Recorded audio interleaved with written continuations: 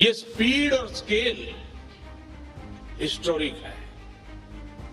दुनिया की किसी भी डेमोक्रेटिक सोसाइटी में ऐसा पहले कभी नहीं हुआ।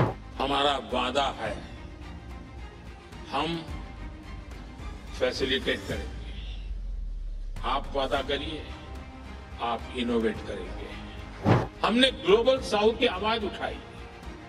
अब हम एक ऐसा वर्ल्ड ऑर्डर चाहते हैं जो सभी देशों, खासकर ग्लोबल साउथ का इंक्लूसिव डेवलपमेंट इंश्योर करे। साथियों, जब चुनाव के नतीजे आए थे तो मैंने कहा था कि थर्ड टर्म में हमारी सरकार 3 गुना तेजी से काम करेगी। मैं आपको विश्वास दिलाता हूं, इरादे अब और मजबूत है। भारत के ब्राइट फ्यूचर को लेकर बेहतरीन संवाद हुए होंगे और ये संवाद तब हुए जब भारत को लेकर पूरा विश्व एक विश्वास से भरा हुआ है। फ्रेंड्स,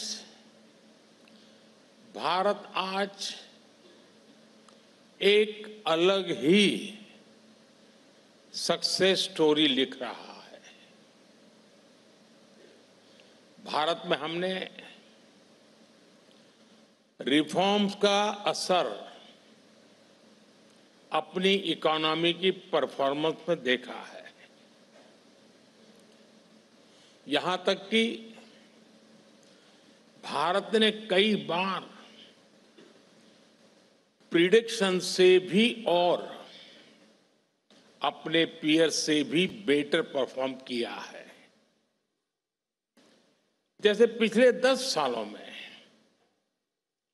ग्लोबल इकोनॉमी 35% बढ़ी है, लेकिन इन्हीं 10 सालों में हमारी इकोनॉमी करीब करीब 90% बढ़ी है।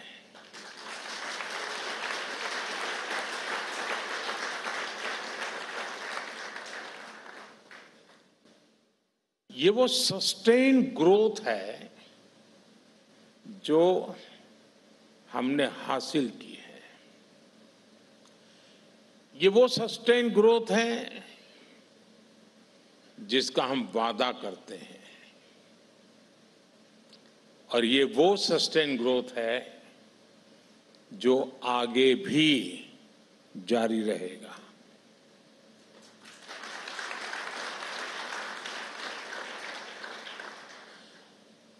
फ्रेंड्स, बीते वर्षों में भारतीयों के जीवन में हम बड़ा बदलाव लाने में सफल हुए हैं। हमारी सरकार ने भारत के करोड़ों करोड़ नागरिकों के जीवन को छुआ है। देश के नागरिकों को गुड गवर्नेंस देना, ये हमारा संकल्प है।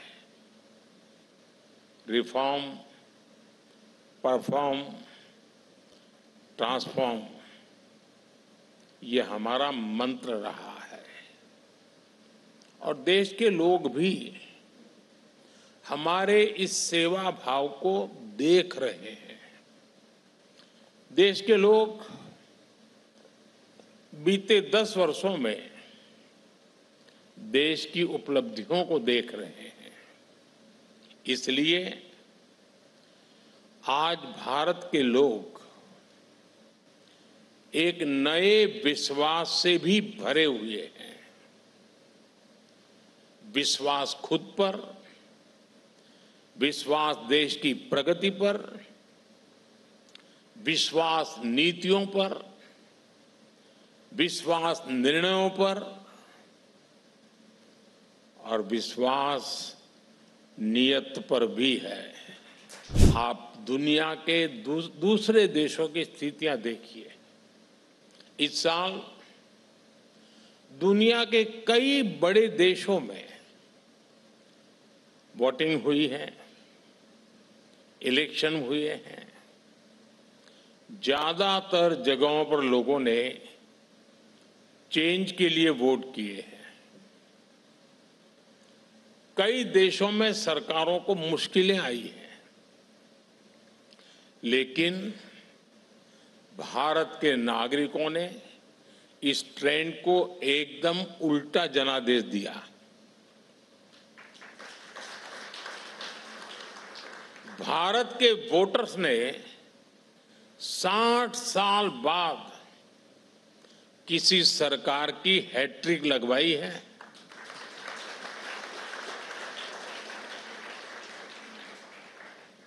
भारत के एस्पिरेशनल यूथ ने और भारत की महिलाओं ने कंटिन्यूटी के लिए वोट किया है। पॉलिटिकल स्टेबिलिटी और इकोनॉमिक ग्रोथ के लिए वोट किया है। और इसके लिए मैं देश के लोगों का जितना आभार प्रकट करूं वो कम ही है। साथियों, आज भारत की प्रगति ग्लोबल हेडलाइंस का हिस्सा बन रही है। आंकड़ों का अपना महत्व होता ही है, लेकिन ये देखना भी उतना ही जरूरी है कि आखिरकार कितने लोगों का जीवन बदल रहा है। इसी में भारत के भविष्य का राज छिपा है। बीते एक दशक में 25 करोड़ लोग गरीबी से बाहर आए हैं।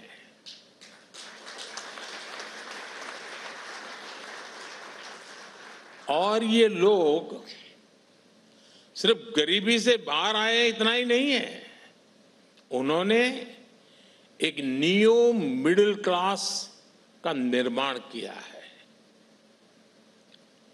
ये स्पीड और स्केल हिस्टोरिक है। दुनिया की किसी भी डेमोक्रेटिक सोसाइटी में ऐसा पहले कभी नहीं हुआ। ये भारत में इसलिए हुआ क्योंकि हमने गरीबों के प्रति गवर्नमेंट की अप्रोच बदली। गरीबों में भी एस्पिरेशंस तो थी ही,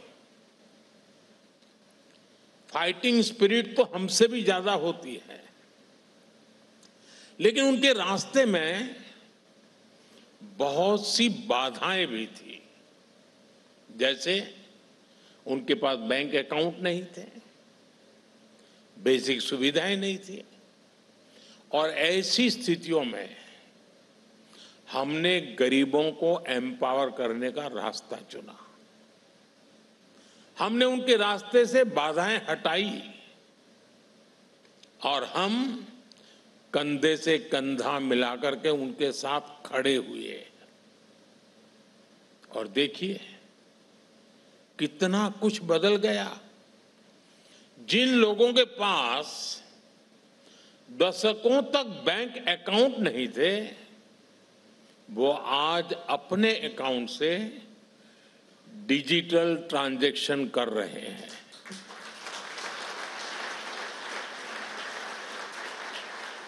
जिनके लिए बैंकों के दरवाजे बंद थे, उन्हें आज बिना गारंटी बैंक लोन्स मिल रहे हैं।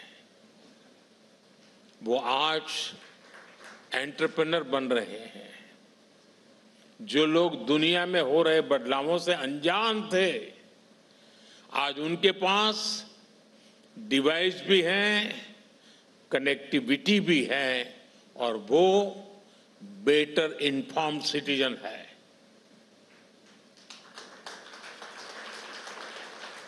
जो गरीबी के संघर्ष से बाहर निकल रहे हैं, उनके भीतर तरक्की की भूख है। वो अपने बच्चों को एक सुनहरा भविष्य देना चाहते हैं। उनकी एस्पिरेशंस नए इंफ्रास्ट्रक्चर का निर्माण कर रही है। उनकी क्रिएटिविटी इनोवेशन का रास्ता बना रही है। उनकी स्किल से इंडस्ट्री का रुख बन रहा है और उनकी नीड से मार्केट की दिशा बन रही है। उनकी इनकम ग्रोथ मार्केट में डिमांड को बढ़ावा दे रही है। भारत का ये न्यू मिडिल क्लास देश की प्रगति की सबसे बड़ी शक्ति साबित हो रहा है। साथियों, जब चुनाव के नतीजे आए थे तो मैंने कहा था कि थर्ड टर्म में हमारी सरकार 3 गुना तेजी से काम करेगी। मैं आपको विश्वास दिलाता हूं, इरादे अब और मजबूत है।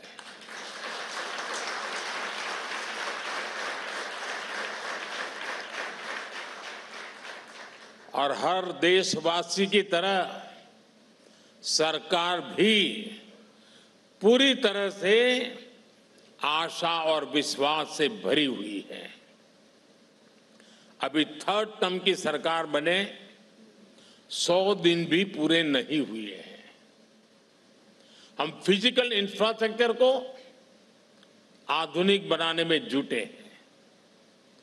हम सोशल इंफ्रास्ट्रक्चर का विस्तार कर रहे हैं। हम रिफॉर्म्स में भी निरंतर आगे बढ़ रहे हैं। बीते 3 महीनों में हमने गरीबों के लिए, किसानों, नौजवानों, महिलाओं के लिए एक के बाद एक बड़े फैसले लिए हैं। हमने गरीबों के लिए 3 करोड़ नए घरों को स्वीकृति दी। हमने यूनिफाइड पेंशन स्कीम की घोषणा की।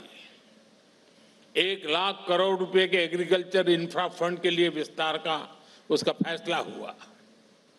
बेहतर क्वालिटी के बीजों की 100 से अधिक वैरायटी जारी की। 2 लाख करोड़ रुपए के पीएम पैकेज की घोषणा हुई, जिसका सीधा फायदा 4 करोड़ से ज्यादा युवाओं को मिलेगा। और 100 दिन के भीतर ही देश में 11 लाख ग्रामीण बैकग्राउंड की सामान्य परिवार की 11 लाख नई लखपति दीदी बनी है। ये महिलाओं के आर्थिक सशक्तिकरण का बहुत बड़ा काम हुआ है। साथियों, कल मैं महाराष्ट्र के पालघर में था। वहां 75,000 करोड़ रुपए से अधिक के इन्वेस्टमेंट से वाढवण पोर्ट का शिलान्यास किया गया है। 3 दिन पहले ही 30,000 करोड़ रुपए के इन्वेस्टमेंट से 12 नए इंडस्ट्रियल सिटीज के निर्माण को मंजूरी दी गई है। 50,000 करोड़ से अधिक के 8 हाई स्पीड कॉरिडोर स्वीकृत किए गए हैं। हमने 30,000 करोड़ रुपए से पुणे, ठाणे और बेंगलुरु मेट्रो के विस्तार को भी मंजूरी दी है।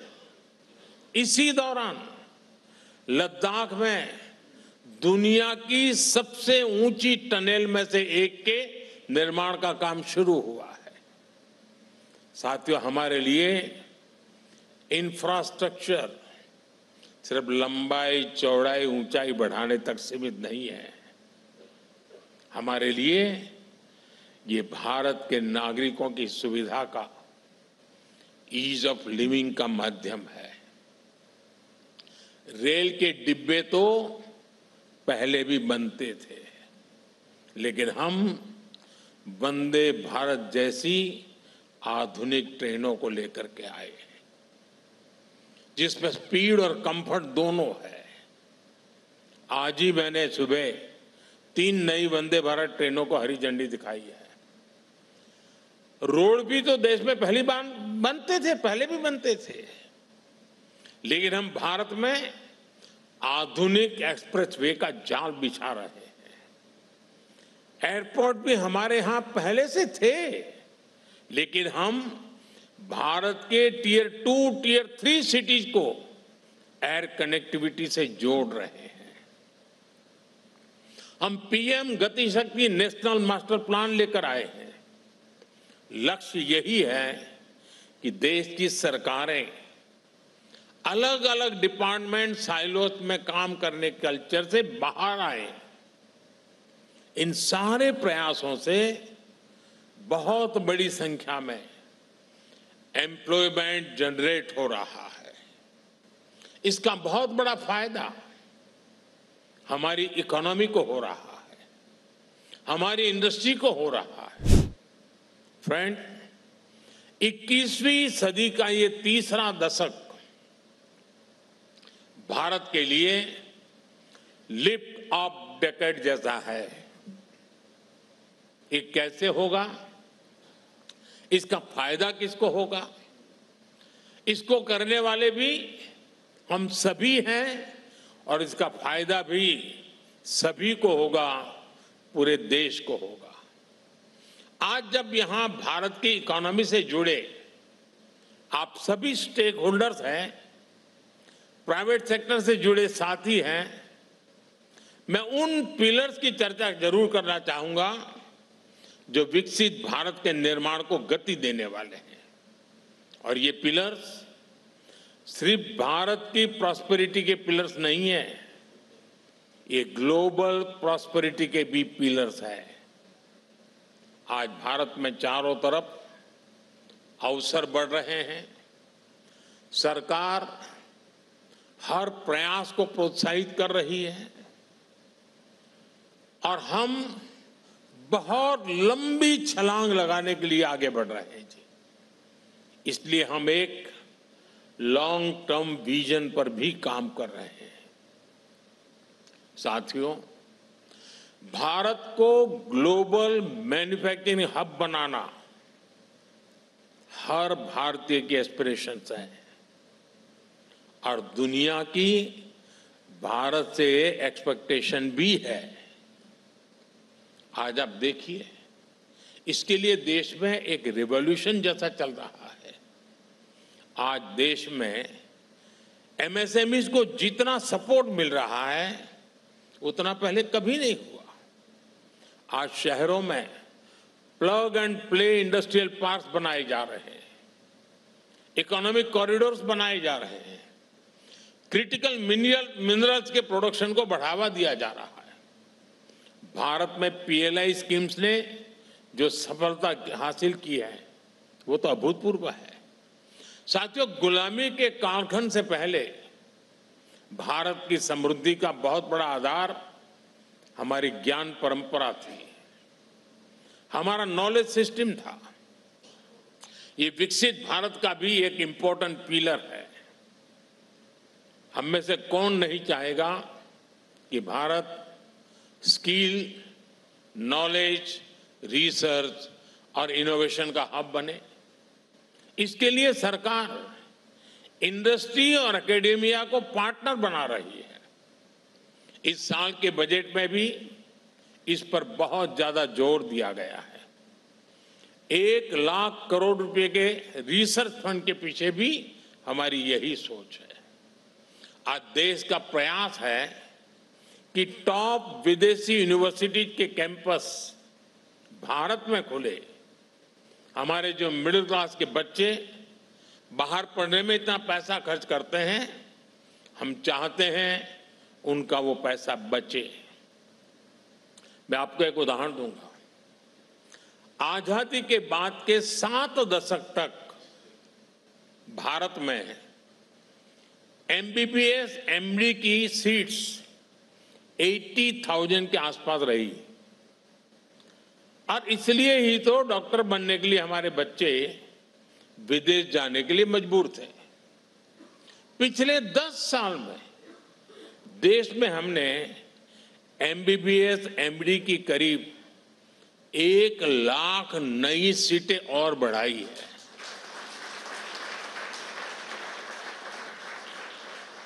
आज देश में एमबीबीएस एमडी की 1,80,000 से ज्यादा सीटें हो गई है। और मैंने इस बार अभी 15 अगस्त को लाल किले से ऐलान किया है, अगले 5 साल में भारत में मेडिकल लाइन में 75,000 नई सीटें और जोड़ी जाएगी। वो दिन दूर नहीं जब भारत दुनिया में हेल्थ एंड वेलनेस का बहुत बड़ा अहम सेंटर बनेगा। साथियों, आज भारत की एक और बड़ी एम्बिशन है। ये एम्बिशन देश को ग्लोबल फूड बास्केट बनाने की है। दुनिया के हर डाइनिंग टेबल पर कोई न कोई made in India food product हो, ये देश का संकल्प है।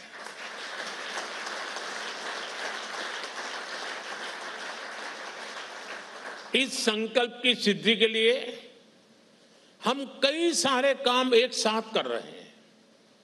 आज ऑर्गेनिक फार्मिंग, नेचुरल फार्मिंग पर जोर दिया जा रहा है। हमारे डेयरी प्रोडक्ट्स, हमारे सी फूड, इनकी क्वालिटी पर जोर है। आपने देखा है, पिछले साल पूरे विश्व ने इंटरनेशनल मिलेट ईयर मनाया। किसकी पहल पर? भारत की पहल पर हुआ। दुनिया में मिलेट्स का सबसे बड़ा प्रोड्यूसर कौन है? हिंदुस्तान है। और ये मिलेट्स सुपर फूड है। ये प्रकृति के लिए भी अच्छे हैं, प्रगति के लिए भी अच्छे हैं। मुझे खुशी है कि आज भारत दुनिया के टॉप फूड ब्रांड्स में जगह बना रहा है। साथियों, विकसित भारत का एक और मजबूत पिलर ग्रीन एनर्जी का सेक्टर होने वाला है। आपने G20 में भारत की सफलता देखी है। भारत के ग्रीन हाइड्रोजन इनिशिएटिव को सभी देशों ने सपोर्ट किया। भारत ने तय किया है कि 2030 तक 5 मिलियन टन ग्रीन हाइड्रोजन पैदा करने की कैपेसिटी डेवलप की जाएगी। भारत का लक्ष्य 2030 तक 500 गीगावाट रिन्यूएबल एनर्जी जनरेट करने का है। साथियों, बीते वर्षों में टेक्नोलॉजी ने हमारे ग्रोथ को गति दी है। अब टेक्नोलॉजी के साथ साथ टूरिज्म भी भारत की ग्रोथ का एक स्ट्रांग पिलर बनेगा। दुनिया भर के टूरिस्ट के लिए, हर सेगमेंट के टूरिस्ट के लिए भारत टॉप डेस्टिनेशन हो, ये प्रयास आज देश कर रहा है। आज भारत में ऐतिहासिक और सांस्कृतिक केंद्रों को भव्य और दिव्य बनाया जा रहा है। हमारे जो बीचेज है, छोटे छोटे आइलैंड्स हैं, उनको डेवलप किया जा रहा है। और इस समय तो देश में एक यूनिक अभियान भी चल रहा है, देखो अपना देश। देखो अपना देश, पीपल्स चॉइस। इसमें भारत के पॉपुलर टूरिस्ट डेस्टिनेशन की लिस्ट बनाने के लिए वोटिंग कराई जा रही है। नागरिक वोट कर रहे हैं। जिन जगहों को भारत के लोग टॉप डेस्टिनेशन मानेंगे, उन टूरिस्ट प्लेसेस को मिशन मोड में डेवलप किया जाएगा।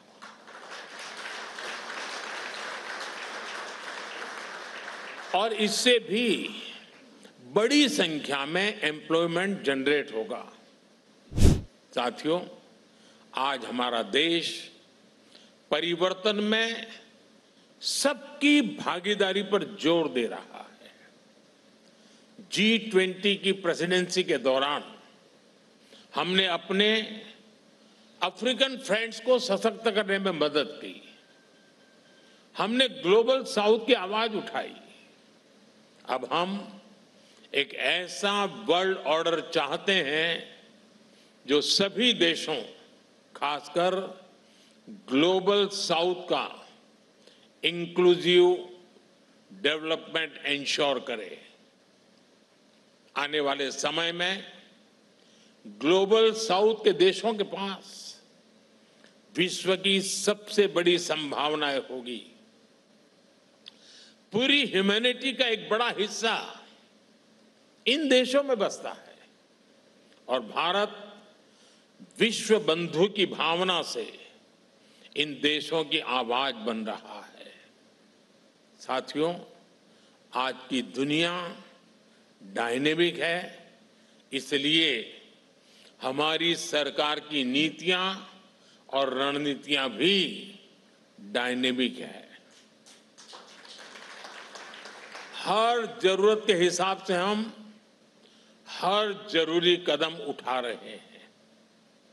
हम अपनी पॉलिसी बीते कल के आधार पर नहीं, बल्कि आने वाले कल को देखते हुए बना रहे हैं। हमारा फोकस फ्यूचर पर है। हम आने वाले कल की चुनौतियों और अवसरों के लिए देश को आज तैयार कर रहे हैं। ग्रीन हाइड्रोजन मिशन हो, क्वांटम मिशन हो, सेमीकंडक्टर मिशन हो, डीप ओशन मिशन हो, इन पर भारत अभी काम कर रहा है। अभी आपने देखा है, सरकार ने स्पेस टेक्नोलॉजी को बढ़ावा देने के लिए 1000 करोड़ के फंड की घोषणा की है। आज का भारत अवसरों की धरती है। हमारा विश्वास है भारत का फ्यूचर इससे कहीं बेहतर होने वाला है। साथियों, हमने भारत को 2047 तक विकसित भारत बनाने का संकल्प लिया है।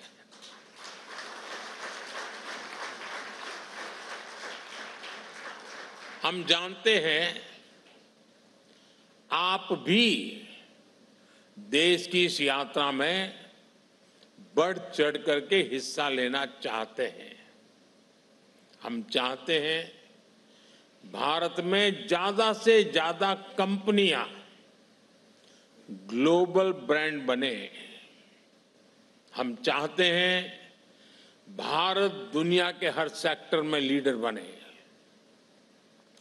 हमारा वादा है हम फैसिलिटेट करेंगे। आप वादा करिए, आप इनोवेट करेंगे।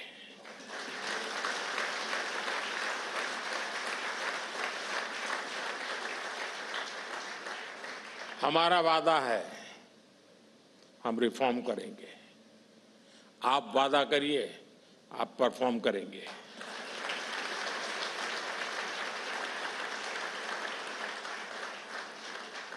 हमारा वादा है हम स्टेबल पॉलिसी रिजिम देंगे।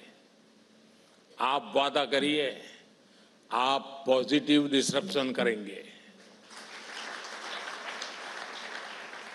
हमारा वादा है हम हाई ग्रोथ पर ध्यान देंगे। आप वादा करिए, आप हाई क्वालिटी पर ध्यान देंगे। बड़ा सोचिए। देश के लिए सफलता की बहुत सी गाथाएं हमें मिलकर के लिखनी है। आज का भारत दुनिया में संभावनाओं की सबसे बड़ी धरती है। आज का भारत वेल्थ क्रिएटर्स का सम्मान करता है। एक मजबूत भारत पूरी मानवता का बहुत बड़ा विकास कर सकता है। एक समृद्ध भारत पूरे विश्व की समृद्धि का रास्ता बना सकता है। हमें इनोवेशन, इंक्लूजन और इंटरनेशनल कोऑपरेशन के मंत्र याद रखने हैं।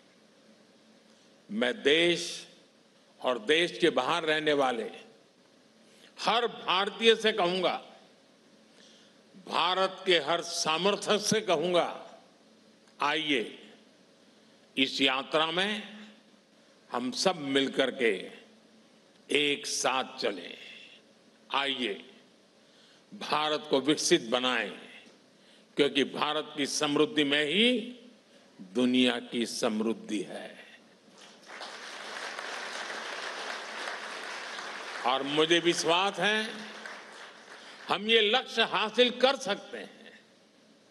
और इसी विश्वास के साथ मैं आप सबका हृदय से बहुत बहुत आभार व्यक्त करता हूं। धन्यवाद।